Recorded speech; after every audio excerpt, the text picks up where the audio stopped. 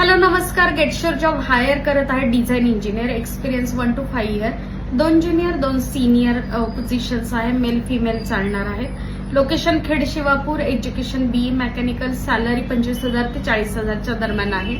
Experience नॉलेजवरती salary available आहे. कंपनीला Saturday Sunday off आहे. बस फॅसिलिटी वारजे, नरे, नवले ब्रिज आणि खेड शिवापूर अशी आहे.